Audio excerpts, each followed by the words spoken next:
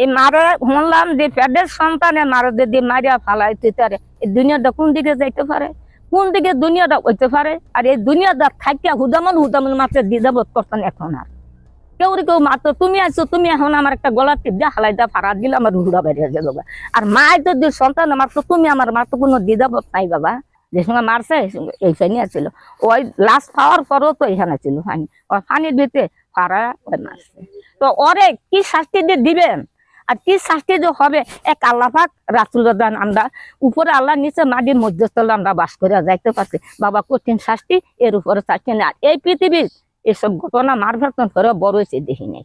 10 মাস 10 দিন ফেটাস রাখছে, শেষে গা গোসল দোয়াইছে, খাওয়াইছে, লোয়াইছে, বীজাণু হুইয়া হুকনানো হুতাইছে হুতেরে।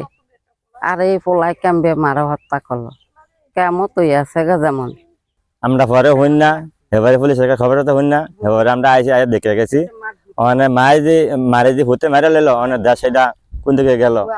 বিয়ে হয়েছে আমাদের 4 বছর হয়েছে, ও আমার সাথে কোনো খারাপ ব্যবহার করেনি। আমার 2 বছরের বাচ্চা আছে, আমিও এখন অসহায়, আমার বাচ্চাও অসহায়। ও ঢাকায় থাকতো, মাঝে মাঝে আমার সাথে কথা বলতো ফোনে। পরে হঠাৎ করে শুনলাম যে নয়বেলা ওর মারে খুন করছে, কিন্তু কি কারণে করছে আমি জানি না।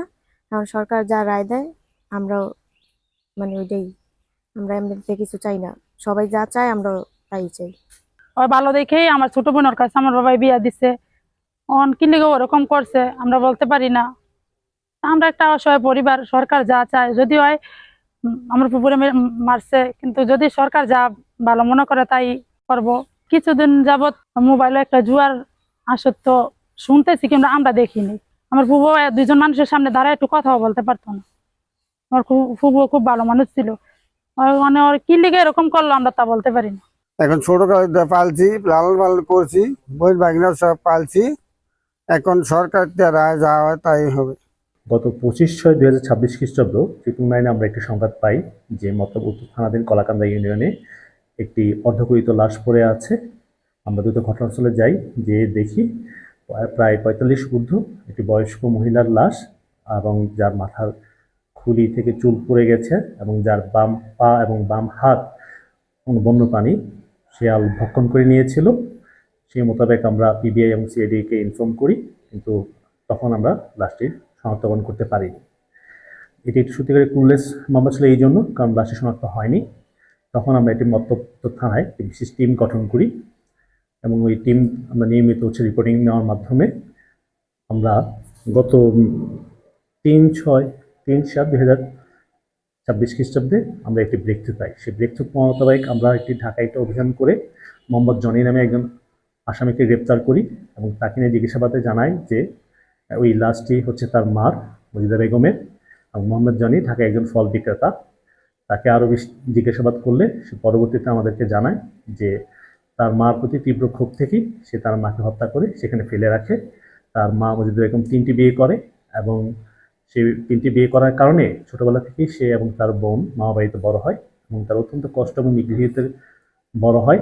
সেই তীব্র ক্ষোভ থেকে সে 17/6/2026 খ্রিস্টাব্দ তার মাকে ফোন করে ছেঙ্গাচর বাজারে নিয়ে এসে অটোরিকশা করে কলাকান্দা নিয়ে যায়, এবং কলাকান্দায় নিয়ে যেয়ে তখন সে কলাবাগানে সে একাই তার মাকে একটি কলাবাগানের দিয়ে আইলের মাঝখানে জমে থাকা পানিতে চেপে ধরে হত্যা করে, এবং তার মার ব্যবহৃত ফোনটি দূরবর্তী একটি পুকুরে নিক্ষেপ করে।